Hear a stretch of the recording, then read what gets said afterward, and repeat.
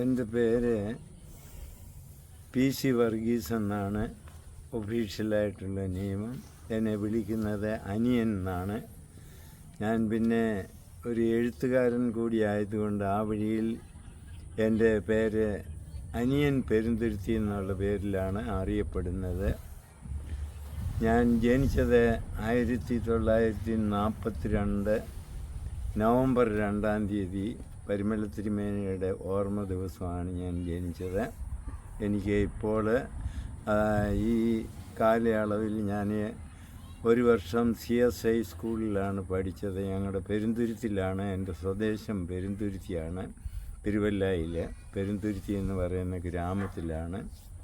ആ ഗ്രാമത്തിൽ 4 വശവും വെള്ളവും ചുറ്റപ്പെട്ട ഒരു ചെറിയ ദ്വീപ് മാതിരിയുള്ള ഒരു സ്ഥലമാണ് ഈ പെരുന്തുരുത്തി എന്ന് പറയുന്നത്. അധികം വീടുകളൊന്നുമില്ല, കുറേ വീടുകളൊക്കെ ഉള്ളൂ. ഒരു CSIക്കാരുടെ ഒരു പള്ളിയുണ്ട്. അവിടെയാണ് ഞങ്ങൾ സൺഡേ സ്കൂളൊക്കെ പഠിച്ചത്. ആദ്യം ഞങ്ങൾ മുത്തൂർ കട്ടപ്പുറത്ത് പള്ളി, പാലിക്കര ഇടവൊക്കെയാണ് ഞങ്ങളുടെ കുടുംബ പള്ളി.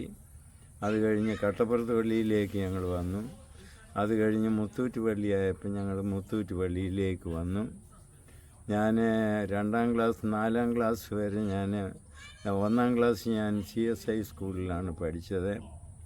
2, 3, 4 ക്ലാസ്സുകളിൽ ഞാൻ മുത്തൂറ്റ് LP സ്കൂളിലാണ്, ഗവൺമെൻറ് LP സ്കൂളിലാണ് പഠിച്ചത്. അത് കഴിഞ്ഞ് പിന്നെ ഞാൻ ഇരുവള്ളിപ്പുറ വന്ന് ഞങ്ങളുടെ ഒരു കസിൻ്റെ വീട്ടിൽ താമസിച്ച് അവിടെയാണ് പഠിച്ചത്. അത് മിസ്റ്റർ പോളച്ചിറക്കൽ വീട്ടുപേര് പോളച്ചിറക്കലാണ്. പോളച്ചിറക്കൽ വീട്ടിലാണ് ഞാൻ നിന്ന് പഠിച്ചത്. സെൻറ്റ് മേരീസ് സ്കൂളിലാണ് ഞാൻ മിഡിൽ സ്കൂൾ കാലം കഴിഞ്ഞത്. അവിടെ ഒരു ചെറിയ വഴക്കുണ്ടായത് കാരണം എന്നെ അവിടുന്ന് പഠിപ്പിക്കത്തില്ലെന്ന് പറഞ്ഞു. പിന്നെ PK വർഗീസ് സാറിൻ്റെ എന്നെ നോക്കിയ ആൾ PK വർഗീസ് സാർ ഹെഡ് മാസ്റ്ററാണ്. പുള്ളി ചെങ്കപ്പാറ ഹൈസ്കൂളിലെ ഹെഡ് മാസ്റ്ററായിരുന്നു. ചുമ്മാ അമ്മ അവിടെ വീട്ടിലെ ജോലിയായിരുന്നു, വീട്ടിലായിരുന്നു. 2 പെൺമക്കളാണ് അവർക്കുണ്ടായിരുന്നത്. അവരുടെ കൂടെ ഞാൻ 10-ാം ക്ലാസ് വരെ അവരുടെ വീട്ടിൽ നിന്നാണ് പഠിച്ചത്. അവിടുന്ന് തന്നെ അവരുടെ ആങ്ങളെ ഒരാൾ PO കോശി എന്ന് പറയുന്ന ഒരാൾ ബാംഗ്ലൂരിലുണ്ടായിരുന്നു. അപ്പം ഞങ്ങളുടെ വീട്ടിൽ പെരുന്തുരുത്തി വരുമ്പോഴൊക്കെ പറയും, നിൻ്റെ മക്കളെ പഠിപ്പിച്ച് ഞാൻ ജോലി മേടിച്ചു കൊടുക്കാമെന്ന് പറയായിരുന്നു. അപ്പോൾ നിനക്ക് പഠിപ്പിക്കാൻ പറ്റത്തില്ലെങ്കിൽ എൻ്റെ പെങ്ങളുടെ അരികെ കൊണ്ടുവിടാം. അങ്ങനെയാണ് ഞാൻ തിരുമൂലപുരത്ത് പോയത്. ഞാൻ സെൻറ്റ് മേരീസിൽ പഠിച്ചു. അത് കഴിഞ്ഞ് ഗവൺമെൻറ് LP സ്കൂളിൽ 1 വർഷം പഠിച്ചു. അത് കഴിഞ്ഞ് 8-ാം ക്ലാസ്സിൽ ഞാൻ ഇരുവള്ളിപ്പുറ സെൻറ്റ് തോമസ് ഹൈസ്കൂളിലാണ് പഠിച്ചത്. അവിടുന്ന് 10-ാം ക്ലാസ് പാസ്സായി. അവിടുന്ന് 2 വർഷം അവിടെ നിന്നു. അത് കഴിഞ്ഞ് 63-ൽ ഞാൻ 1963 മെയ് 1-ാം തീയതി ഞാൻ ബാംഗ്ലൂരിലെത്തി.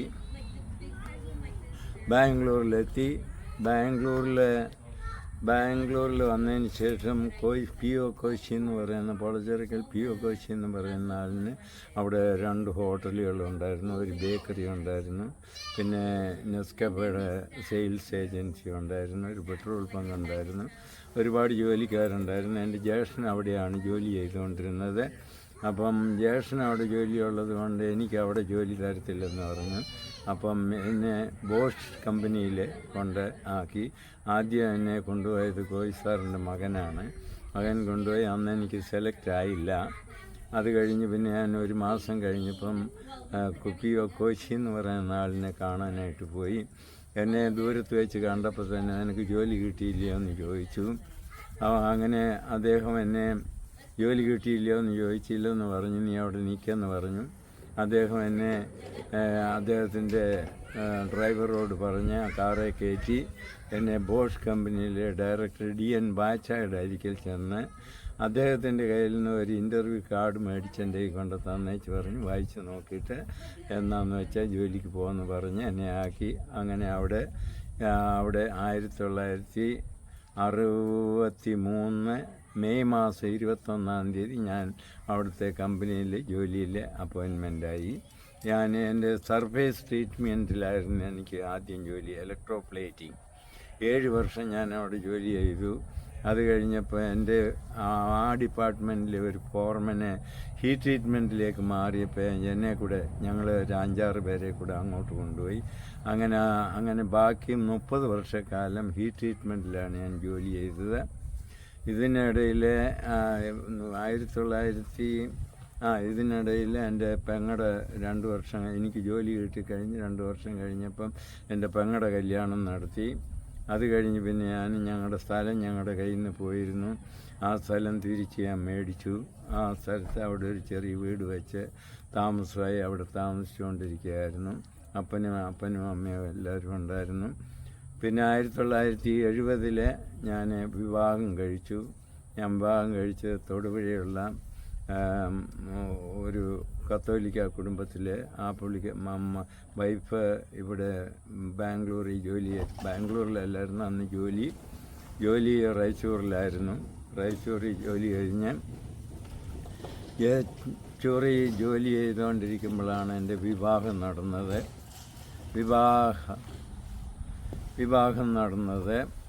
അത് കഴിഞ്ഞ് വിവാഹം കഴിഞ്ഞ് അങ്ങനെ ഞങ്ങൾ സന്തോഷമായിട്ട് അവിടെ കഴിഞ്ഞ് ചെറിയൊരു വീട്ടിലാണ് വാടകയ്ക്ക് താമസിച്ചു 5-6 വർഷം. ആ ചെറിയ വീട്ടിലാണ് എനിക്ക് 3 മക്കളുണ്ടായത്. മൂത്ത മോളുടെ പേര് ശോഭ എന്നാണ് വിളിക്കുന്നത്. രണ്ടാമത്തെ മോൾ സ്വപ്നയാണ്. മൂന്നാമത്തെ മോന് അലക്സാണ്ടറാണ്. അവർ 3 പേരെയും നല്ലവണ്ണം പഠിപ്പിച്ച് മൂത്ത മോളെ മാസ്റ്റർ ഫാർമസി വരെ പഠിപ്പിച്ചു. അത് കഴിഞ്ഞ് കല്യാണം കഴിച്ച് സിംഗപ്പൂരിലായിരുന്നു. അവിടുന്ന് സിംഗപ്പൂരിൽ നിന്ന് അവർ അമേരിക്കയിൽ വന്ന് സെറ്റിലായി. പിന്നെ രണ്ടാമത്തെ മകളെ കല്യാണം കഴിച്ചത് ഒരു ഓർത്തഡോക്സിലെ ഒരു അച്ഛനായിരുന്നു. അച്ഛന് 2-3 സ്ഥലങ്ങളിലൊക്കെ ജോലി ചെയ്ത് അട്ടപ്പാടി കോയമ്പത്തൂർ അവിടെ എല്ലാം ജോലി ചെയ്തു. പിന്നെ അച്ഛൻ അവിടുന്ന് അമേരിക്കയിൽ വന്നു. അങ്ങനെ പിന്നെ മോളും ഇവിടെ വരാനിടയായി. അവർക്ക് 2 മക്കളുണ്ട്. ഒരു പെണ്ണും ഒരു ആണുമാണ്. മൂത്ത മോൾ ശോഭയ്ക്കും ഒരു ആണും ഒരു പെണ്ണും ആണ്. മോന് ഒരു മോള് മാത്രമേ ഉള്ളൂ. മോനെ ഹോസ്പിറ്റലിൽ അഡ്മിനിസ്ട്രേഷൻ പഠിച്ച് ബോംബെയിലായിരുന്നു ജോലി. അത് കഴിഞ്ഞ് ബോംബെയിൽ നിന്ന് ഷാർജയിൽ പോയി. ഷാർജയും ദുബായ്, അബുദാബി, ഇന്തോനേഷ്യ ഇന്നിപ്പം കുവൈറ്റിലാണ്. കുവൈറ്റിലെ ഇപ്പം മൊബാസ്റ്റ് ഹോസ്പിറ്റലിൻ്റെ ഡയറക്ടറായിട്ട് അവിടെ ജോലി ചെയ്തുകൊണ്ടിരിക്കുന്നു. ഞാനിങ്ങനെ എൻ്റെ 20ാമത്തെ വിദേശയാത്രയാണ് ഇത്. അമേരിക്കയിൽ തന്നെ ഞാൻ 15ാമത്തെ പ്രാവശ്യമാണ് യാത്ര ചെയ്ത്. ഇതിൻ്റെ കൂട്ടത്തിൽ അഡീഷണലായിട്ട് എനിക്ക് കൺസ്ട്രക്ഷൻ വർക്കുണ്ടായിരുന്നു. അങ്ങനെ ഞാനൊരു 84 ബിൽഡിങ്സ് ഓൾ ഓവർ ദ ബാംഗ്ലൂരിൽ പണിയിച്ചിട്ടുണ്ട്. അതെല്ലാം ഞാൻ പണിയിച്ചതെല്ലാം ഒരുപാട് പൈസയുള്ളവരുടെ ഒന്നുമല്ല, പാവപ്പെട്ടവർക്ക് വേണ്ടിയിട്ട് അവരുടെ കയ്യിലുള്ള കാശ് മേടിച്ചിട്ട് അവർക്ക് അത് ചെയ്തു കൊടുത്തു കഴിഞ്ഞ് അവർ മാസം കുറേശ്ശെ ഇങ്ങനെ തന്ന് അങ്ങനെയാണ് 2-3 പാർട്ടികൾക്ക് ഞാൻ വീട് ഇച്ചിരി പൈസ ഉള്ളവർക്ക് വേണ്ടി ചെയ്തു. അവരെനിക്ക് കുറച്ച് പൈസ കുറേശ്ശെ തരാതെ വന്നു. അങ്ങനെ ഒക്കെ സംഭവിച്ചു. അത് കഴിഞ്ഞ് പിന്നെ ഞാൻ അമേരിക്കയിലേക്ക് മക്കൾ 2 പേര് അമേരിക്കയിലായപ്പോൾ അമേരിക്കയിലേക്ക് യാത്ര തുടങ്ങി. 2001 ഞാൻ ബോഷ് കമ്പനിയിൽ 37 വർഷം ജോലി ചെയ്ത് അവിടുന്ന് റിട്ടയർഡായി. അത് കഴിഞ്ഞ് അമേരിക്കയിലേക്ക് വരാൻ തുടങ്ങിയ പിന്നെ എൻ്റെ കൺസ്ട്രക്ഷൻ വർക്കൊക്കെ നിർത്തേണ്ടതായിട്ട് വന്നു. കാരണം 6 മാസം അവിടെയുമായിട്ട് കണ്ടിന്യൂ ചെയ്യാൻ പ്രയാസം. അമേരിക്കയിൽ വന്നിട്ടാണ് ഞാൻ എഴുത്ത് തുടങ്ങിയത്. ആദ്യത്തെ എൻ്റെ നോവല് അമ്മക്കടൽ എന്ന് പറയുന്ന നോവലാണ്. അത് അവാന്തി പബ്ലിക്കേഷനാണ് അത് ചെയ്തിരിക്കുന്നത്. അത് കഴിഞ്ഞ് അകാലത്തിൽ പൊലിഞ്ഞ ഒരു പോയിക എന്നും പറഞ്ഞൊരു പുസ്തകം എഴുതി. അത് കഴിഞ്ഞ് മേരിക്കുട്ടി എന്നും പറഞ്ഞൊരു പുസ്തകം എഴുതി. അത് കാലപ്രവാഹം എന്നും പറഞ്ഞൊന്ന് എഴുതി. പിന്നെ ആളികപ്പുറത്ത് മത്തായി എഴുതി. അത് കഴിഞ്ഞപ്പോൾ ഇന്തോനേഷ്യൻ യാത്ര പിന്നെ ഒരു ഡിറ്റക്റ്റീവ് നോവൽ എഴുതിയിട്ടുണ്ട്. അതിൻ്റെ കൂട്ടത്തിൽ അതെല്ലാം എഴുതിയിരിക്കുന്നത്. ഇപ്പോൾ 8ാമത്തെ പുസ്തകം എഴുതിക്കൊണ്ടിരിക്കുകയാണ്. 8ാമത്തെ എഴുതി കൊടുത്തിട്ടുണ്ട്. 9ാമത്തേത് എൻ്റെ ജീവചരിത്രം എഴുതണമെന്നും പറഞ്ഞ് അവർ നിർബന്ധിച്ച് ഞാനിപ്പം തുടങ്ങിയിട്ടുണ്ട്. അതിപ്പോൾ എഴുതാനൊക്കെ എനിക്കിപ്പോൾ ഈ 84ാമത്തെ വയസ്സിലാണ് നടക്കുന്നത്. എഴുതാനൊക്കെ ഇച്ചിരി സ്പീഡിൽ എഴുതാനൊക്കെ ഇച്ചിരി പ്രയാസമാണ്. അപ്പം മെല്ലെ ഒരു ദിവസം ഒരു 4-5 പേജ് എഴുതി അങ്ങനെ എഴുതിക്കൊണ്ടിരിക്കുന്നു. ഇപ്പോൾ ഇവിടെ 20ാമത്തെ വിദേശ യാത്രയാണ് ഇത്. US തന്നെ 15ാമത്തെ പ്രാവശ്യം. താങ്ക് യു സോ മച്ച് അച്ഛൻ. കുറച്ചുകൂടെ വിവരങ്ങൾ ഞാൻ ചോദിക്കാം, അപ്പം പറയാം. Thank you. പാടട്ടെ. കണ്ണുനീർ മഹിക്കുവൻ മന്നവൻ വന്നു, കന്യകമേരിയ നമ്മല തന്നിൽ കല്ലുടാവുന്നതില. പാട്ട് കഴിഞ്ഞിട്ട് പിന്നെ നമുക്ക് കരോളിൻ്റെ പാട്ട് കരോളുണ്ട്.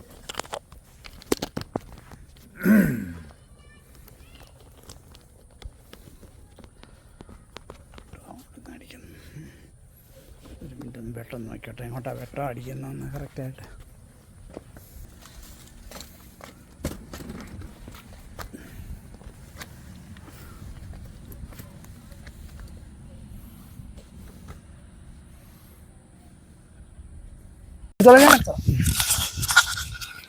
ഓക്കെ, 7 പുസ്തകങ്ങൾ എഴുതി കഴിഞ്ഞു. 8ാമത്തെ പുസ്തകം എഴുതി കൊടുത്തിട്ടുണ്ട്, അത് പ്രിൻ്റ് ചെയ്യാൻ കൊടുത്തിട്ടുണ്ട്. 9ാമത്തേത് എൻ്റെ ജീവചരിത്രം. കാരണം അവാന്തി പബ്ലിക്കേഷനാണ് എൻ്റെ ബുക്കുകളെല്ലാം പബ്ലിഷ് ചെയ്യുന്നത്. അദ്ദേഹത്തിൻ്റെ നിർബന്ധപ്രകാരം എൻ്റെ ആത്മകഥ എഴുതിക്കൊണ്ടിരിക്കുകയാണ്. അത് പൂർത്തിയാക്കണമെന്ന് വിചാരിക്കുന്നു. ദൈവം ആയുസ്സും ആരോഗ്യം തന്നെങ്കിൽ അത് പൂർത്തിയാക്കും. അത് കഴിഞ്ഞ് പിന്നെ എഴുതാനൊന്നും ഉദ്ദേശിക്കുന്നില്ല. താങ്ക് യു അച്ഛൻ. എഴുതണം അച്ഛൻ, എഴുതണം. അമേരിക്കയിലുള്ള ലൈഫ് എന്ന് പറഞ്ഞാൽ അത് ഒരു ആത്മീയ ലൈനിലേക്ക് വരുന്നില്ല. അത് നമ്മൾ കഷ്ടപ്പെട്ടു, നമ്മൾ ജോലി ചെയ്തു, നമ്മൾ എൻജോയ് ചെയ്ത് ജീവിക്കുക എന്നുള്ള ഒരു രീതിയിലേക്ക് ഉള്ള ഒരു ഇതാണ് ഇവിടുത്തെ ലൈഫ്. നാട്ടിലെ രീതിയിൽ പണ്ടത്തെ കാലത്തൊക്കെ എന്ന് പറഞ്ഞാൽ അപ്പനും അമ്മയും കഷ്ടപ്പെട്ടിരിക്കുന്ന കണ്ടു വളർന്ന് അതനുസരിച്ച് ജീവിച്ചിരിക്കുന്നത് അവർക്ക് ആ ഒരു ഇതുണ്ട്. ഇപ്പോഴത്തെ ജനറേഷൻ അങ്ങനെയുള്ള ചിന്താഗതിയൊന്നുമില്ല. പൈസ ഉണ്ടെങ്കിൽ ലോകത്തിലെല്ലാം ആയി എന്നുള്ള ഒരു ചിന്താഗതി, അങ്ങനെയുള്ള ഒരു ലോകമാണിത്. ഭാര്യയും ഭർത്താവും ജോലിക്ക് 2 പേരും ജോലി ചെയ്യുന്നു, 2 പേർക്കും സ്വാതന്ത്ര്യമുണ്ട്, അവർക്ക് എന്ത് വേണേലും ചെയ്യാം. ഇപ്പം കൈ കാശുണ്ട് ജീവിക്കാം എന്നുള്ള ഒരു ടെൻഡൻസിയിലേക്ക് മാറിയിരിക്കുന്ന ഒരു ലോകമാണിത്. പക്ഷേ ദൈവത്തിന് മുമ്പിൽ ഇതെല്ലാം വെറും പോഷത്തരങ്ങളാണ്. അമേരിക്കയിലെ കൂടുതലും ലേഡീസാണ് വർക്ക് ചെയ്യുന്നത്, ജെൻസും വർക്ക് ചെയ്യുന്നുണ്ട്, നല്ല പ്രൊഫഷനിലുള്ളവരുണ്ട്. പക്ഷെ ആവറേജ് അച്ഛൻ കണ്ട ആണുങ്ങളുടെ രീതി എന്താണ്? ആർ ദേ ഹാപ്പി, കണ്ടന്റഡ് അങ്ങനൊക്കെ പറഞ്ഞാൽ അച്ഛൻ എന്തു പറയും? ഇവിടുത്തെ ലൈഫ് എന്ന് പറഞ്ഞു കഴിഞ്ഞാൽ അവർക്ക് അങ്ങനെ ഒരു നമ്മുടെ നാടൻ രീതിയിലുള്ള ആ റിലേഷനുമായിട്ട് അങ്ങനെയുള്ള ഒരു ഇത് ഇവർക്കില്ല. അവർക്ക് അവരുടെ 10-18 വയസ്സായി അവരവരുടെ കാര്യം നോക്കി ജീവിക്കുന്നു, അങ്ങനെയുള്ളൂ. ദൈവത്തിനൊന്നും അത്ര ഒരു വലിയ സ്ഥാനം കൊടുക്കുന്ന കൈ കാശുണ്ടെ ജീവിക്കാം, കാശില്ല ജീവിക്കാൻ പറ്റത്തില്ല എന്നുള്ള ഒരു ടെൻഡൻസിയിലേക്ക്. പക്ഷേ ഈ പ്രപഞ്ചത്തെ മുഴുവൻ ഒരൊറ്റ നിമിഷം കൊണ്ട് ഭസ്മീകരിക്കാൻ ശക്തിയുള്ള ഒരു ദൈവത്തിൻ്റെ മുമ്പിലാണ് നമ്മൾ നിൽക്കുന്നതെന്ന് നമ്മൾ ഓർക്കണം. ദൈവത്തിൻ്റെ കരുണയില്ലെങ്കിൽ നമുക്ക് ഈ ലോകത്തിൽ ജീവിക്കാൻ പറ്റത്തില്ല. ദൈവം നമ്മളെ ഫ്രീ ആയിട്ട് വിട്ടിരിക്കുന്നതുകൊണ്ടാണ് നമ്മൾ ഇതെല്ലാം ചെയ്യുന്നത്. അച്ഛൻ്റെ പേരും വീട്ടുപേരും ഒന്നുകൂടെ ഒന്ന് പറയാമോ? എൻ്റെ പേര് PC വർഗീസ്. അനിയൻ എന്നാണ് വിളിക്കുന്നത്. എഴുത്തുകാര് അനിയൻ പെരുന്തിരുത്തി എന്നാണ് പറയുന്നത്. പുത്തുപറമ്പിലാണ്. എൻ്റെ അപ്പൻ്റെ പേര് PA ചാണ്ടി, അമ്മയുടെ പേര് സാറാമ്മ ചാണ്ടി. പുത്തുപറമ്പിൽ, അതാണ് ഞങ്ങളുടെ വീട്ടുപേര്. പറന്നു പോണാളി എന്നെ മറന്നു പോവാതെ ഞാൻ പാർക്കുമ്പോതു കൺകളു രണ്ടേ കവർന്നു പോണാളേ, അവൾ പറന്നു പോണാളേ എന്നെ മറന്നു പോവാതെ ഞാൻ പാർക്കുമ്പോതു കൺകള് രണ്ടേ കവർന്നു പോണാളേ. Thank you. തെലുങ്ക് അറിയാമോ? ഇല്ല. ഇല്ല. എഴുത്തിൻ്റെ കാര്യം എന്ന് പറഞ്ഞാൽ എനിക്ക് ഇങ്ങനെ ചെറുപ്പം തൊട്ടേ ഒരുപാട് ഞാൻ ഈ 8ാം ക്ലാസ് തൊട്ടാണ് ഞാൻ കൂടുതലും ഈ കവിതകളും കാര്യങ്ങളും ഒക്കെ പഠിക്കാനും ഒക്കെ തുടങ്ങിയത്. മലയാളം കൂടുതൽ എനിക്ക് ഏറ്റവും കൂടുതൽ ഇഷ്ടം മലയാളമാണ്, മലയാളം ലാംഗ്വേജാണ്. അത് പഠിക്കാനും ഒക്കെ തുടങ്ങിക്കഴിഞ്ഞ് അപ്പം ആ സാഹചര്യത്തിൽ കൂടിയാണ് ഞാൻ വളർന്നത്. മലയാളം എൻ്റെ ഭാഷ എല്ലാ പാട്ടുകളും അതെല്ലാം പാട്ടാണ് ഞാൻ കൂടുതലും പഠിച്ചുകൊണ്ടിരിക്കുന്നത്. എനിക്ക് അത് പാട്ട് പദ്യങ്ങൾ വന്നു കഴിഞ്ഞാൽ അത് മുഴുവൻ പഠിക്കും. വള്ളത്തോളിൻ്റെ കവിതകൾ ഇതൊക്കെ ഇങ്ങനെ പഠിച്ചുകൊണ്ടിരിക്കുക. എന്നോട് തല വേണം അങ്ങേക്കു മുക്തിക്കെങ്കിൽ അന്യുന പവാതങ്ക വിസണെ കൊല്ലാനെങ്കിൽ എന്നോടായി അതു ചൊല്ലാൻ ഇത്രയും സങ്കോചമോ ധന്യനാം നദീജിതൻ നാട്ടുകാരല്ലോ നാം. അങ്ങനെ ഈ കവിത ഞങ്ങളുടെ ഒരു കല്ലൂപ്പാറ നാരായണൻ നമ്പൂരി സാറ് ഹൈസ്കൂളിൽ കയറുമ്പോൾ ആദ്യത്തെ ക്ലാസ് എടുക്കുമ്പോൾ പുള്ളി പാടിയ പാട്ടാണ്. അന്ന് തൊട്ടാണ് ഈ പാട്ടിനോടുള്ള കമ്പം കയറിയത്. അങ്ങനെ പിന്നെ എല്ലാ പാട്ടുകളും, സിനിമാ പാട്ടുകളും ഹിന്ദി പാട്ടുകളും എല്ലാം ഞാനിങ്ങനെ പഠിക്കുന്ന ഒരു സ്വഭാവം ഉണ്ടായിരുന്നു.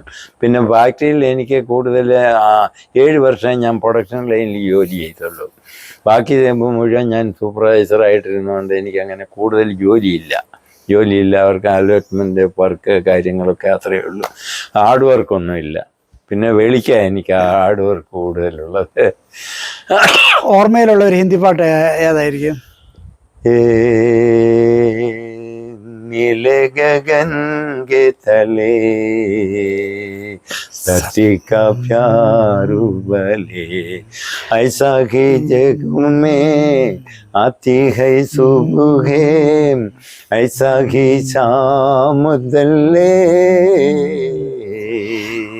नीले गगन के तले धरती का प्यार उबले बलकाती बोले फुलाए बिगरे दोनों की हाथ बले नीले गगन के तले धरती का प्यार उबले मरती में खेले पेड़ों से मिल के गले नीले गगन के तले धरती का प्यार उबले नदियों का पानी दरिया से मिल के सागर की ओर चले नीले गगन के तले धरती का प्यार उबले नीले गगन के तले धरती का प्यार उबले. Thank you. ഇംഗ്ലീഷ് പാട്ട് വേണോ? ഇംഗ്ലീഷ്, കന്നഡ വരണം. ഇംഗ്ലീഷ് ആയിക്കോട്ടെ. I wandered lonely as a cloud that floats on over vales and hills, when all at once I saw a crowd, a host of golden daffodils, beside the lake, beneath the trees, fluttering and dancing in the breeze, continuous as the stars that shine and twinkle on the Milky Way, they structured in never-ending line along the margin of a bay. 10,000 so I at a glance, tossing their earth in quietly dance. Thank you. ഇനി ഒരു കന്നഡ പാട്ടിന്റെ ഒരു രണ്ട് കന്നഡ പാട്ട് പാടാം. സൂര്യങ്ക് ചന്ദ്രങ്ക് ബന്ധാരമുനുസു നഗതാಗಿ പൂതായി മനസ്സു രാജങ്കു റാണിക്കു മുറുതോരു മനസ്സ് അരമനയ്ക്ക് നെയ്തു സോഗസു. Thank you. ആ ലാസ്റ്റ് ലൈനിന്റെ മീനിങ് എന്തായിരുന്നു വെച്ചാൽ? രാജങ്ക് റാണിക്കു മുറുതോരു മനസ്സ് അരമനയ്ക്ക് നെയ്ത് സൊഗസു. രാജാക്കന്മാരുടെ കൂടെ ജീവിച്ചാലും സാധാരണ ജനങ്ങളുടെ കൂടെ കഴിയുന്നതിൻ്റെ അത്രയും വരത്തില്ലെന്നുള്ള രീതിയിലുള്ള. അത് ശരി. Thank you so much.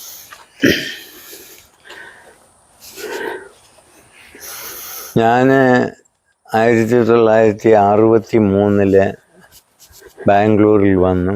ബാംഗ്ലൂരിൽ വന്നത് പോളച്ചിറക്കൽ P.O. കോശി എന്ന് പറയുന്ന ഒരു ഹോട്ടൽ ഉടമസ്ഥൻ്റെ കെയർ ഓഫിലാണ്. അവരുടെ കൂടെ അവരുടെ ബേക്കറിയിലാണ് എൻ്റെ മൂത്ത സഹോദരൻ ജോലി ചെയ്യുന്നത്.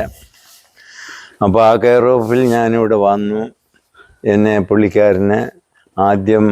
പുള്ളിക്കാരൻ്റെ മോനാണ് കുഞ്ഞുസാറെന്ന് പറയും, അദ്ദേഹമാണ് എന്നെ ഇൻ്റർവ്യൂവിന് കൊണ്ടുപോയത്. അന്ന് ഞാൻ സെലക്ട് ആയില്ല. അത് കഴിഞ്ഞ് ഒരു മാസം കഴിഞ്ഞ് ഞാൻ P.O. കോശി എന്ന് പറയുന്ന അദ്ദേഹത്തെ പോയി കണ്ടു. അപ്പോൾ നിന്നെയൊക്കെ ജോലി കിട്ടിയില്ലയോ എന്ന് എന്നോട് ചോദിച്ചു.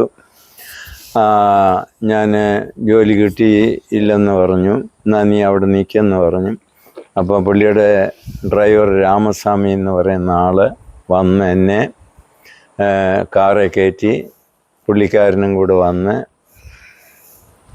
ആടുകോടിയിലുള്ള മൈക്കോ എന്നാണ് അതിന് പറയുന്നത്, മോട്ടോർ ഇൻഡസ്ട്രീസ് കമ്പനി.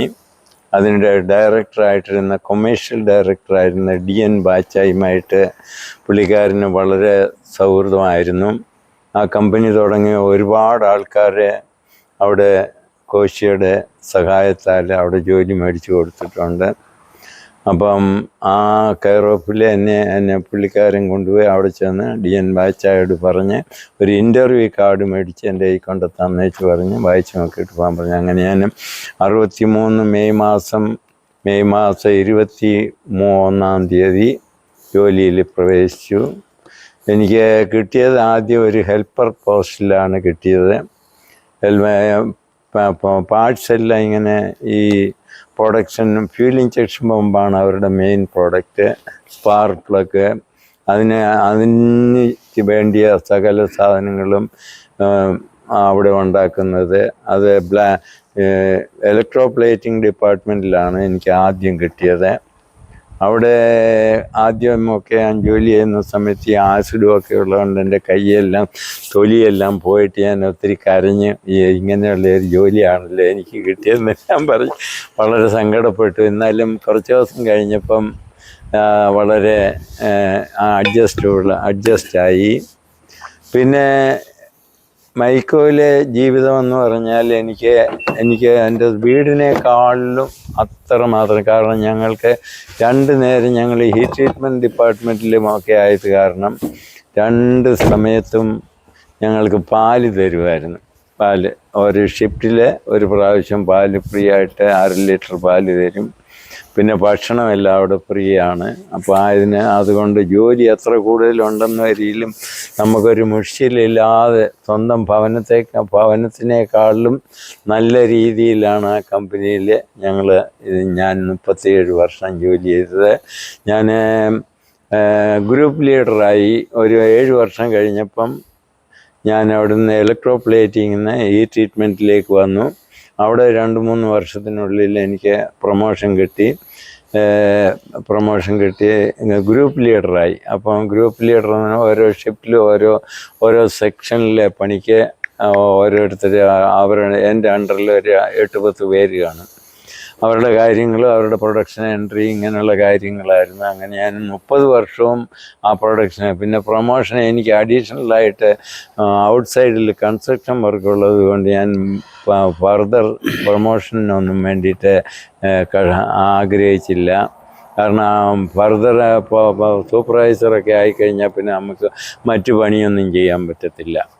അങ്ങനെയുള്ള ഒരു പിന്നെ എൻ്റെ ചുറ്റുപാട് എൻ്റെ സഹോദരങ്ങളെ എല്ലാവരെയും ഞാനിവിടെ കൊണ്ടുവന്നു.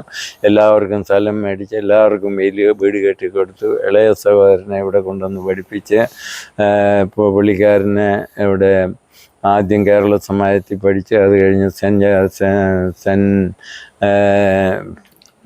സെൻറ്റ് ജോസഫ്സിൽ പഠിച്ചു.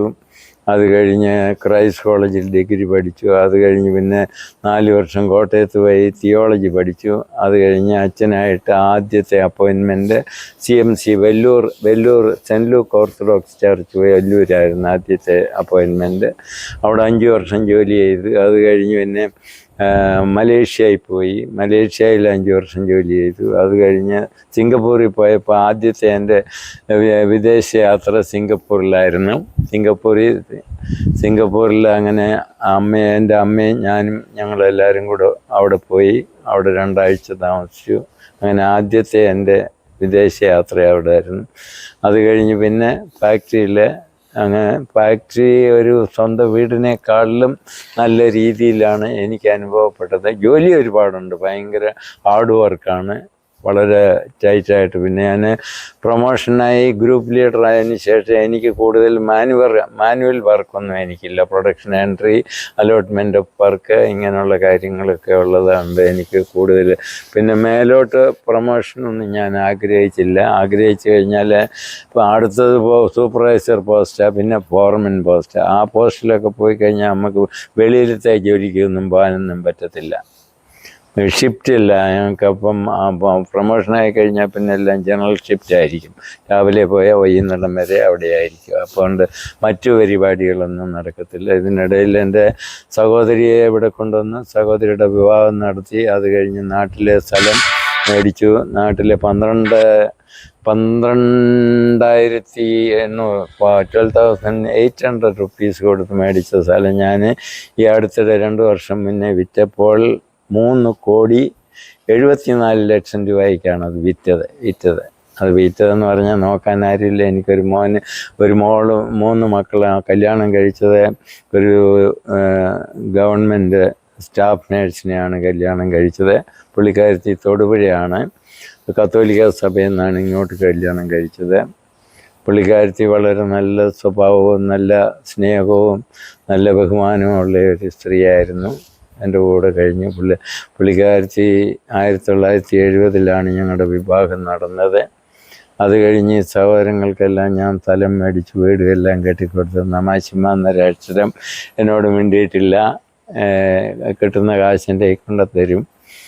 ഞാൻ എല്ലാ കാര്യങ്ങളും ഇങ്ങനെ നടത്തും. പിന്നെ മറ്റു തരത്തിലുള്ള ശീലങ്ങളൊന്നും ഇല്ലാത്തത് കൊണ്ട് എല്ലാ കാര്യങ്ങളും 6 സഹോദരങ്ങളെ ഇവിടെ കൊണ്ടുവന്ന് അവർക്ക് വേണ്ടിയ എല്ലാ സ്ഥലവും എല്ലാം മേടിച്ചു കൊടുത്തു. അതിൽ അച്ഛന് എനിക്ക് പൈസയെല്ലാം തന്നു, പെങ്ങളുടെ ഭർത്താവും തന്നു. പകുതി സ്ഥലത്തിൻ്റെ പകുതി ഞാൻ പെങ്ങൾക്ക് ഫ്രീ ആയിട്ട് കൊടുത്തു. അങ്ങനെ എല്ലാവർക്കും ചെയ്യാൻ പറ്റി. അത് കഴിഞ്ഞ് ഞാൻ ഒരു 3 മക്കൾക്ക് വേണ്ടിയിട്ട് 3 വീട്, നാട്ടിലൊരു വീട്, പിന്നെ ബാംഗ്ലൂരിൽ 2 വീടുണ്ടായിരുന്നു.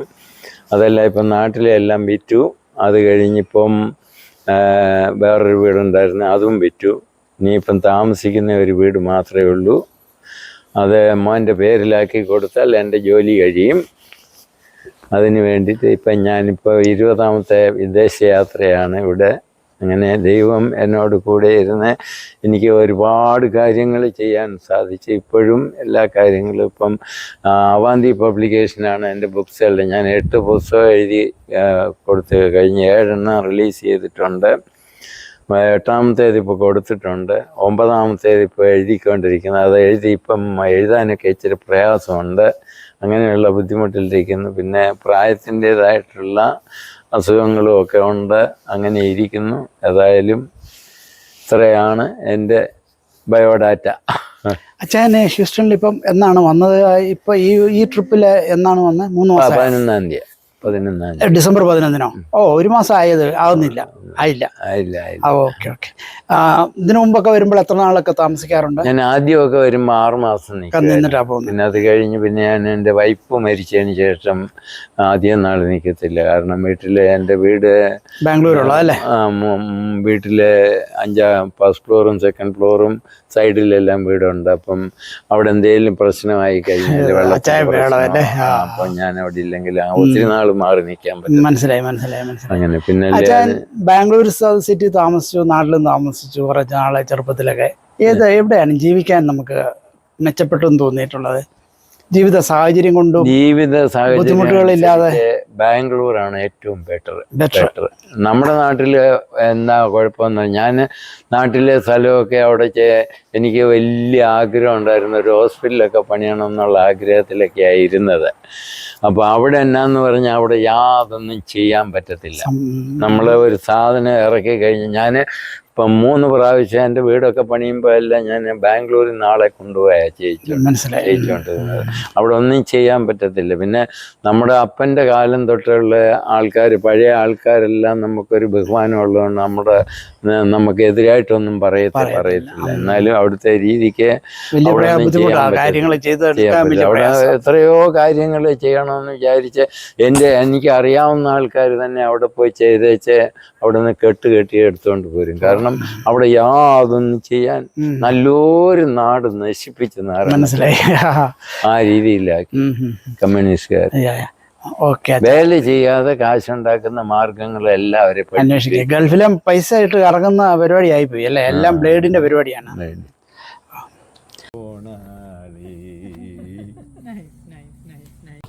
Thank you. Yeah. You also born and brought up in Bangalore? No, Chennai. Chennai.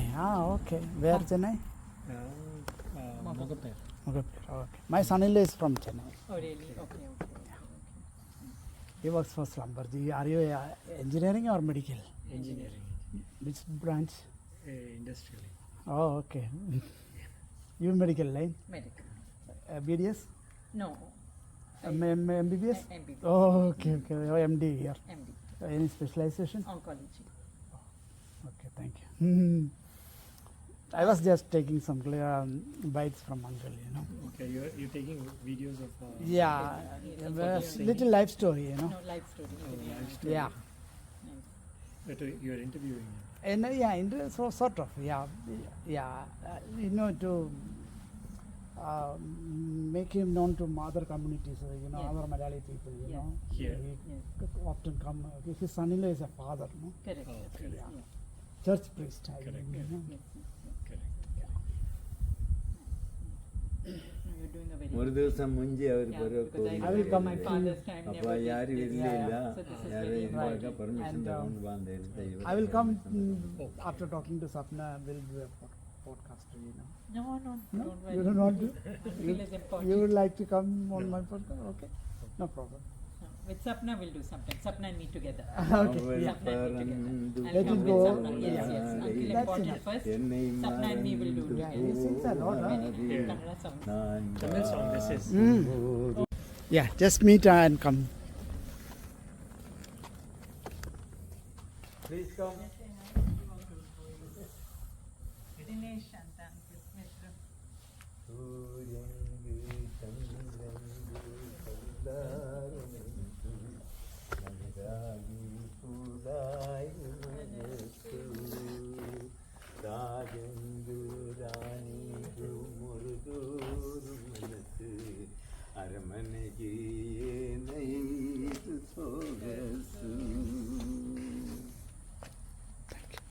Uncle is like my father to me.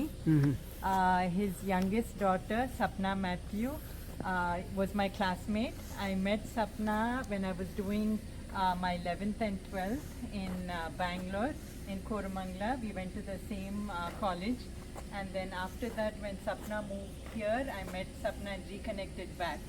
And since then, I've become very close to Uncle. Uncle is just like my father. I don't have my father.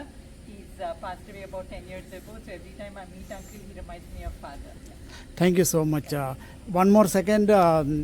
When was the last time you met Uncle? Last year. 1 year. Oh, he often come here. Yes, Okay, I okay. try to meet Uncle every time he Okay, comes. thank you so I much. make it a point to stop, even if it's 2 minutes. Thank you.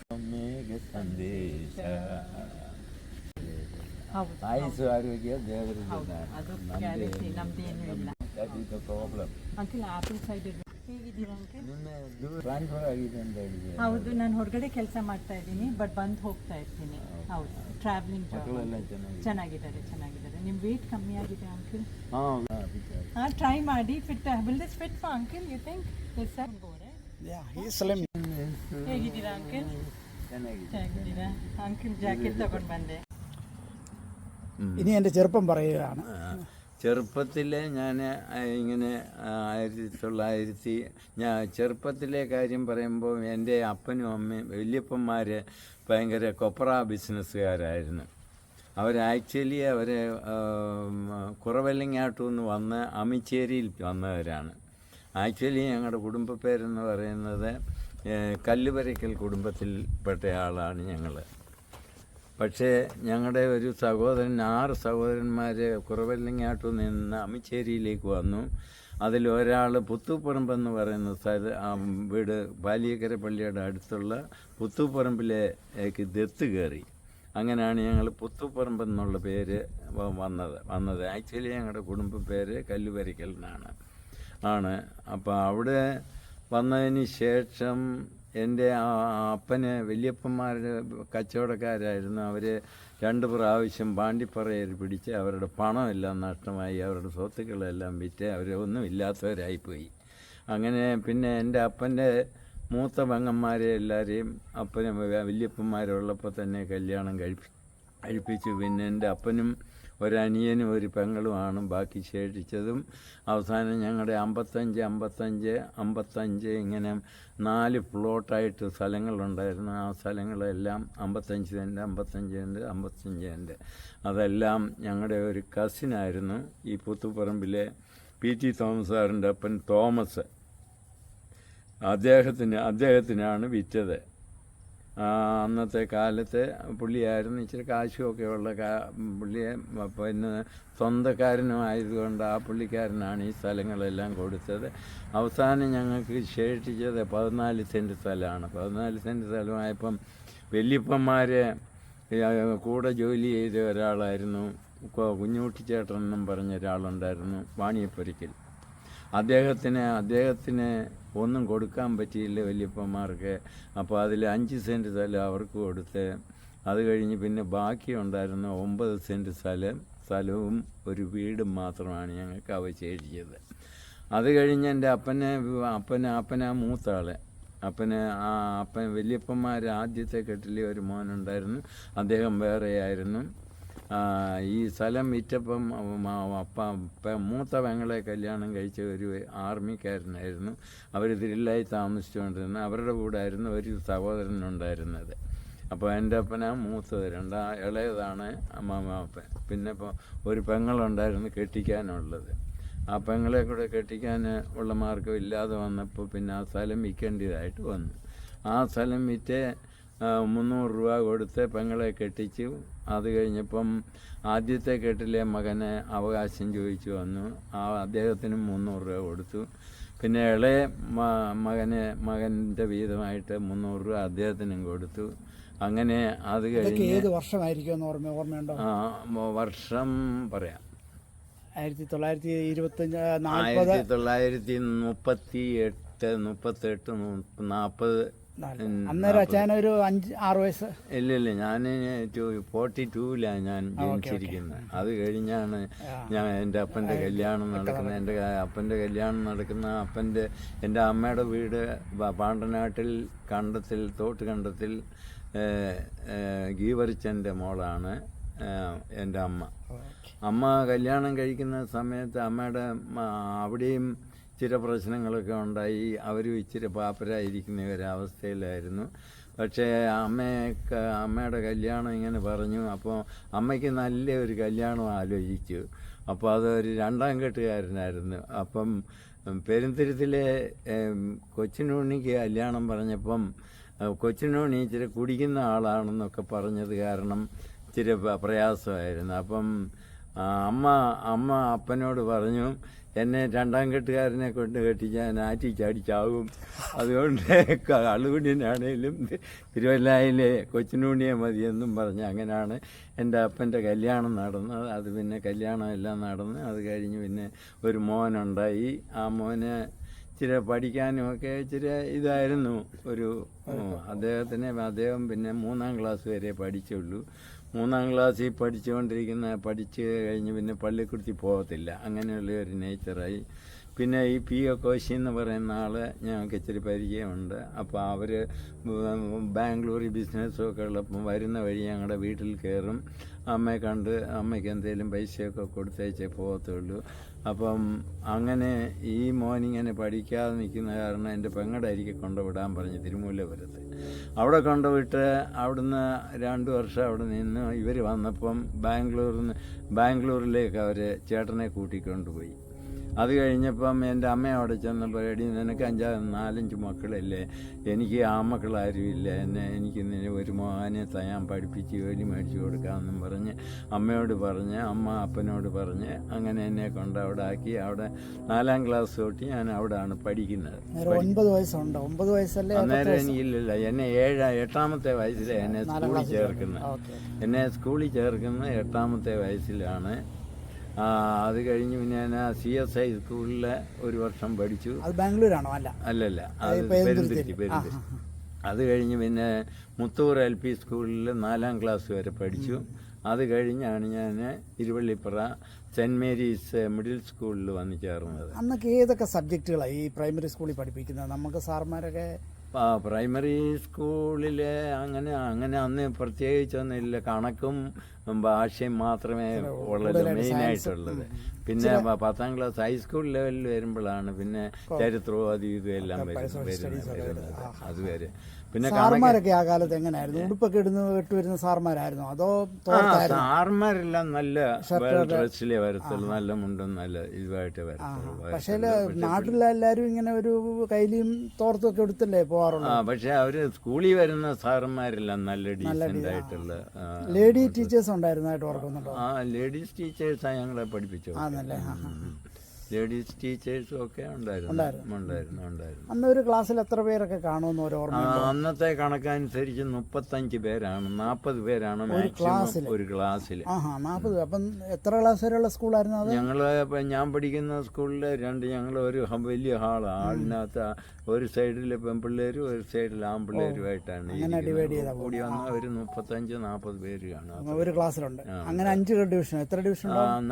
5 വരെ ഉണ്ട്. അപ്പം ഒരു 120 പിള്ളേരുണ്ട് അവിടെ. ഉണ്ട്. അത് ചിലപ്പോൾ division 2 കാണും. 1ാം ക്ലാസ് 2 കാണും, 2ാം ക്ലാസ് 2 കാണും. കുട്ടികളുള്ള സമയമാണ്, പിള്ളേരുള്ള സമയമാണ്. സ്കൂളിന് നല്ല പേരുള്ള സമയമാണ്. അത് 5ാം ക്ലാസ് വരെയുള്ളൂ. അത് കഴിഞ്ഞ് പിന്നെ അവിടെ ഒരു നായർ സർവീസ് സൊസൈറ്റിയുടെ ഒരു ഹൈസ്കൂളുണ്ട്. അവിടോട്ട് ആ പിള്ളേരെല്ലാം. NSS പെരുന്തുരുത്തി മുത്തൂർ. അപ്പൊ സിരുവില കവലയോട് അടുത്തു അല്ലേ? അല്ല, 1 മൈലുണ്ട്. അങ്ങനെ ആ കാലത്ത് രാവിലെ 10 മണിക്ക് പോയാൽ മതി, അതോ 8 മണിക്ക്? 10 മണി 10 മണി ഞങ്ങൾ രാവിലെ വീട്ടിലെ എന്തെങ്കിലും ജോലിയൊക്കെ ഉണ്ട്, മാങ്ങായും കീങ്ങായും ഒക്കെ പറിച്ച് ചാണകമൊക്കെ വാരി ഇതെല്ലാം കഴിഞ്ഞിട്ടാണ് ഞങ്ങൾ ഒരു കുളിയെല്ലാം കഴിഞ്ഞിട്ടാണ് സ്കൂളിൽ പോകുന്നത്. രാവിലെ 1ാം ക്ലാസ്സിനും 2ാം ക്ലാസ്സിനും രാവിലെയാണ്. 3, 4, 5 ഒക്കെ ഉച്ച കഴിഞ്ഞ അങ്ങനായിരുന്നു. ഞങ്ങൾ പോകുന്ന സമയത്ത് എൻ്റെ ചേട്ടന് ചേട്ടന് വരുമ്പം ചേട്ടൻ്റെ ഷർട്ട് മേടിച്ചിട്ടുകൊണ്ടാണ് ഞങ്ങൾ പോകുന്നത്. അങ്ങനെ ഒരു ഷർട്ടേ കാണത്തുള്ളൂ. പന്നിക്കഴി പാലത്തിൻ്റെ അവിടെ വരുമ്പോൾ ഞങ്ങൾ ഡ്രസ്സ് മാറും. ചേട്ടൻ്റെ ഷർട്ട് എനിക്ക് തരും. ഞാൻ അങ്ങനെയൊക്കെ ആയിരുന്നു അന്നത്തെ കാലത്ത്. അത്ര സമ്പന്നരായിട്ടുള്ളൊരു വളരെ കുറവാണല്ലോ. അന്നത്തെ സ്കൂളുകളിലെ ക്ലാസ്സിൽ പഠിപ്പീര് മാത്രമേ ഉള്ളൂ, അതോ നമുക്ക് ഡ്രില്ലോ ഒക്കെ രാവിലെ പ്രാർത്ഥനയൊക്കെ ഉണ്ടായിരുന്നു? അങ്ങനെ വല്ല ഓർമ്മ? പ്രാർത്ഥനയൊന്നുമില്ല, നമ്മുടെ ദേശീയ ഗാനം പാടും രാവിലെ. അത് കഴിഞ്ഞ് പിന്നെ ഒരു സ്കൂളിന്റെ ഒരു ഗാനം അവസാനം പാടും തീരുമ്പോൾ. അത്രയേ ഉള്ളൂ. പിന്നെ പൊളിറ്റിക്കലായിട്ടുള്ള ഒന്നും അങ്ങനെ ഉള്ള ക്ലാസ്സുകളൊന്നുമല്ല. സിലബസ് ഉണ്ടല്ലോ, അതനുസരിച്ച് പഠിപ്പിച്ചു. അന്ന് സാറന്മാരെയൊക്കെ ഭയങ്കര ബഹുമാനമാണ്. അടിക്കുന്ന സാറന്മാരും ഉണ്ടല്ലോ അല്ലേ? ഉണ്ട്. എന്നെ അടിക്കാൻ പ്രത്യേക ഒരു സാറിനെ ഈ സമയത്തൊക്കെ ചേട്ടന്മാരൊക്കെ എത്ര പേരൊക്കെ പഠിച്ചു? ചേട്ടൻ ഞാൻ കുടുംബത്തിൽ 2ാമത്തേന്. അത് കഴിഞ്ഞ് എൻ്റെ 3ാമത്തേത് എൻ്റെ പെങ്ങളാണ്. ഒരു പെങ്ങളെ ഉള്ളായിരുന്നു. ഒരു പെങ്ങളും ഞങ്ങൾ 5 ആണുങ്ങളും. അപ്പം പെങ്ങളെ അവിടുന്ന് ഞാൻ 10ാം ക്ലാസ് വരെ പഠിച്ച് അപ്പോഴത്തേനും എനിക്ക് 63 ജോലി കിട്ടി. ജോലി കിട്ടിക്കഴിഞ്ഞ് പെങ്ങളെ അവിടെ കൊണ്ടുപോയി ജോലിക്കൊക്കെ ശ്രമിച്ചു. അപ്പം ഞാൻ ജോലിയുടെ കാര്യത്തിന് വേണ്ടിയിട്ട് ഈ പി ഒ കോശി എന്ന് പറയുന്ന ആളിൻ്റെ ചെന്നിടാൻ പെൺപിള്ളേരെ ഒന്ന് കാണാൻ കൊള്ളാമെന്ന്, പെൺപിള്ളേരെ ഒന്നും ജോലിക്കൊന്നും വിടണ്ട, നീ എവിടെയെങ്കിലും കല്യാണം ആലോചിക്കും, ഞാൻ കുറച്ച് പൈസ ഹെൽപ്പ് ചെയ്യാമെന്ന് പറഞ്ഞു എന്നോട്. അങ്ങനെ പിന്നെ കല്യാണം. അപ്പം കല്യാണത്തിന് ഞങ്ങൾ എൻ്റെ അപ്പൻ്റെ ചേട്ടത്തിയുടെ വീട്ടിൽ പോയപ്പം ചേട്ടത്തിയുടെ ഒരു മൂത്ത മോളെ കെട്ടിച്ച് അദ്ദേഹത്തിൻ്റെ ഒരു അനിയനെ ആർമിയിലുണ്ടായിരുന്നു. അദ്ദേഹം കല്യാണത്തിന് വന്നിട്ടുണ്ടായിരുന്നു. അദ്ദേഹം അപ്പം ഇവിടെ വന്നിട്ട് എൻ്റെ അപ്പനെ കൊച്ചപ്പ എന്നാണ് വിളിക്കുന്നത്. കൊച്ചപ്പ, കുഞ്ഞുഞ്ഞമ്മയ്ക്ക് കല്യാണം വേറെ ആലോചിക്കരുത്, ഞാനിപ്പം ആർമിയിലെ ഈ ഫീൽഡ് വർക്കിലാണ്, 1 വർഷം കഴിയുമ്പോൾ ഞാൻ വരും, അന്നേരം അവളെ കല്യാണം കഴിച്ചോളാമെന്നും പറഞ്ഞു. അറിയാവുന്ന ആള് തന്നെയാണ്. അറിയാവുന്ന എൻ്റെ അമ്മയുടെ ചേട്ടത്തിയുടെ മോളെ പുള്ളിയുടെ ചേട്ടനാണ്. അങ്ങനെ അവർ രണ്ടുപേരും ഭയങ്കര ജോഡിയായിരുന്നു, സെറ്റായിരുന്നു, നല്ല പൊരുത്തവും നല്ല കാണാൻ. ആ കാലത്ത് ആർമിയിലെ ജീവിതമൊക്കെ എങ്ങനെയായിരുന്നു? കഷ്ടപ്പാടൊക്കെ ഉള്ളതായിട്ട് പറയുന്നത് കേട്ടിട്ടുണ്ടോ? അതോ കഷ്ടപ്പാട് ആർമിയിലെ ട്രെയിനിങ് കാലത്തൊക്കെ കുറച്ച് കഷ്ടമുണ്ട്, അത് ഇന്നും ഉണ്ട് അന്നും ഉണ്ട്, ആ രീതിയിലേ പോകത്തുള്ളത്. എന്നിട്ട് ആ പെങ്ങളെ കെട്ടിച്ച് അവരങ്ങ് നോർത്ത് ഇന്ത്യയിലെ വല്ലതൊക്കെ പോയോ? അവർ നോർത്ത് ഇന്ത്യയിലെല്ലാം പോയി, അതെല്ലാം കഴിഞ്ഞ് റിട്ടയർഡായി അവസാനം ബാംഗ്ലൂരിൽ വന്ന് സെറ്റിലായി. അപ്പം ബാംഗ്ലൂരിൽ വന്ന് പുള്ളിക്കാരന് ഞാൻ സ്ഥലമൊക്കെ മേടിച്ചു കൊടുത്തു, ചെറിയൊരു വീടുമൊക്കെ പണിത് കൊടുത്തു. അപ്പം നമ്മളോടുള്ള സ്നേഹത്തിന് പുള്ളിക്കാരൻ മാർത്തോമക്കാരനായിരുന്നു. പുള്ളിക്കാരൻ ഞങ്ങളുടെ പള്ളിയിൽ തന്നെ ചേർന്ന് അങ്ങനെ വന്നത്. അച്ഛന് ബാംഗ്ലൂർ എക്സാക്ട് ഏത് സ്ഥലത്തായിരുന്നു? ഈ ബാംഗ്ലൂരിൽ ഞാൻ ആനപ്പാളയം എന്ന് പറയുന്ന സ്ഥലത്താണ്, അതായത് ഈ ഒസൂർ റോഡിനോട് അടുത്തുള്ളതാണ്. എത്ര മൈൽ ഈ ബാംഗ്ലൂർ സിറ്റിയിൽ നിന്ന് എത്ര മൈൽ പോകേണ്ടി വരും? സിറ്റിയിൽ നിന്ന് അവിടെ നിന്ന് 5 മൈൽ. അന്നൊക്കെ സൈക്കിളിലാണോ എങ്ങനെയാ പോകുന്നത്? ആദ്യം ഞാൻ സൈക്കിളായിരുന്നു, 10 വർഷം സൈക്കിളായിരുന്നു. അതായത് ജോലി കിട്ടി ആദ്യം ഒരു 2 വർഷം, 63 ജോലി കിട്ടി, 64 ഞങ്ങൾക്ക് ഫാക്ടറിയിൽ നിന്ന് ഓരോ സൈക്കിള് തന്നു. അങ്ങനെ അന്ന് അതൊരു വലിയ ഇതായിരുന്നു. ആ സൈക്കിളിലായിരുന്നു 2000 ഇതുവരെ 10 വർഷം കല്യാണമൊക്കെ കഴിഞ്ഞാൽ പിന്നെ സ്കൂട്ടറൊക്കെ വാങ്ങിയത്. ഈ ബാംഗ്ലൂരിലെ ബോഷിലെ കമ്പനിയിലെ ജോലി ചെയ്യുന്നത് കൂടാതെ വേറെ എന്തെങ്കിലും ജോലികൾ ചെയ്യും? എനിക്ക് അഡീഷണൽ കൺസ്ട്രക്ഷൻ വർക്കുണ്ട്. അന്ന് തന്നെ ഉണ്ടായിരുന്നു. അത് കഴിഞ്ഞ് ഞാൻ എൻ്റെ ഒരു അമ്മയുടെ ചേട്ടത്തിയുടെ ഒരു മോന് ജോലിയില്ലായിരുന്നു, അതിനൊരു കട തുടങ്ങി. ആ കട നടത്തിക്കൊണ്ടിരുന്നു ഞങ്ങൾ രണ്ടുപേരും. അതെന്തിൻ്റെ ആയിരുന്നു? അത് പലചരക്കടയല്ല, ബീഡി സിഗരറ്റ്, ഇങ്ങനെ ചെറിയ ഐറ്റംസ്. നല്ല ബിസിനസ്സായിരുന്നു, നല്ല ഡബിൾ റോഡിൻ്റെ സെൻട്രലിലായിരുന്നു ബാംഗ്ലൂരിൽ. അപ്പോൾ അതിലങ്ങനെ ഇരുന്ന് കഴിഞ്ഞപ്പം അവന് ഒരു ഗൾഫിലേക്ക് ഒരു ജോലി കിട്ടിയപ്പോൾ അവനങ്ങ് പോയി. പിന്നെ എൻ്റെ അനിയനെ കൊണ്ടുവന്നു അവനെ ആക്കി. അത് നന്നായിട്ട് നടന്നുകൊണ്ടിരുന്നു. അപ്പോൾ അവനെ കല്യാണം കഴിച്ച് ഗൾഫിലൊക്കെ അവർ കൊണ്ടുപോയിക്കോളാം എന്നൊക്കെ പറഞ്ഞ്, അത് കഴിഞ്ഞ് അവൻ എന്നോട് പറഞ്ഞു, എനിക്ക് കടയിങ് നേരെ, ഞാൻ അധികം പഠിച്ചിട്ടില്ല, എനിക്ക് വിദേശത്തെങ്ങും പോകാൻ ഇഷ്ടമില്ല എന്ന് പറഞ്ഞ് അങ്ങനെ ഞാൻ കടവ് കൊടുത്തേച്ച് ഞാൻ തിരിച്ച് വന്ന കൺസ്ട്രക്ഷൻ വർക്കിലേക്ക് മാറി. മനസ്സിലായി. ഈ സമയത്തൊക്കെ പള്ളിയുമായിട്ടുള്ള ആക്ടിവിറ്റീസ് എങ്ങനെയായിരുന്നു? പള്ളിയുമായിട്ട് അന്നും ഇന്നും നല്ല ബന്ധത്തിൽ തന്നെയാണ്. ആരംഭത്തിൽ തൊട്ട് എന്ത് പ്രശ്നമുണ്ടെങ്കിലും ആരാധനയും കാര്യങ്ങളും പള്ളിയുമായിട്ട്. മുന്നേ അവൻ്റെ രാജ്യവും നീതി അന്വേഷിക്കണമെന്നാണല്ലോ. ഓർത്തഡോക്സ് സഭയിൽ തന്നെയാണ്. അതെ, ഓർത്തഡോക്സ് സഭയിൽ തന്നെ. അവിടെ ഒരുപാട് പേരുണ്ടായിരുന്നു അല്ലേ ഓർത്തഡോക്സ്? അവിടെ ഞങ്ങളുടെ ആദ്യം കട്ടപ്പുറത്ത് പള്ളിയായിരുന്നു, പാലിക്കരയായിരുന്നു. പാലിക്കര കഴിഞ്ഞ് അവിടുന്ന് കട്ടപ്പുറത്ത് പള്ളി വന്നപ്പോൾ ഞങ്ങൾ അവിടോട്ട് മെമ്പേഴ്സായി. അത് കഴിഞ്ഞ് പിന്നെ അവിടെ കട്ടപ്പുറത്ത് നിന്ന് മുത്തൂറ്റ് പള്ളി ഉണ്ടായപ്പം മുത്തൂറ്റ് പള്ളിയിലേക്ക് ഞങ്ങൾ മാറി. ഇപ്പോൾ പെരുന്തുരുത്തിലൊരു പള്ളി പണിയാണ്. ഓക്കെ ഓക്കെ ഓക്കെ അച്ഛൻ പറഞ്ഞു.